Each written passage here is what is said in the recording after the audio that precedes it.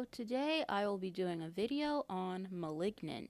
A woman sees visions of multiple murders after losing her child to the same person responsible for these deaths. I have to admit that the trailer for this did not impress me at all. It looked so generic, and it made me think that James Wan was starting to lose steam, just like M. Night Shyamalan. I wasn't even going to watch this at first until I heard it was going to be on HBO Max, so I was like, why not? And I ended up really liking this. It's such a good movie. But again, this is coming from someone who had low expectations going in. We follow a woman in an abusive relationship. She experiences a home invasion and then shortly after starts seeing visions of other people getting murdered. As the movie goes forward, we are trying to put together the pieces at the same time as the character. A lot of things are thrown at you and it's all over the place and kind of confusing because you don't know what the heck is going on. And I'm so happy I watched this at home because I was able to rewind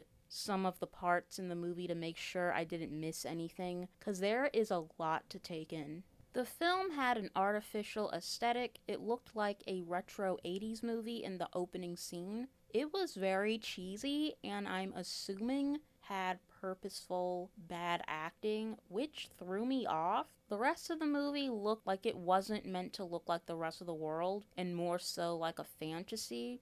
It was very dark and dreary, but also bright and pristine. Even the trees looked fake, like the movie was built inside of a Hollywood movie set. I wasn't 100% sold, but when the film progressed, it started to pull me in. The creature design was creepy looking, and I loved the fact that it wasn't supernatural. It was a real life entity that you could feel and touch and fight. It's basically a monster movie. There was genuine suspense during some of the kill scenes, particularly one scene that takes place in a bedroom. It was one of my favorite scenes.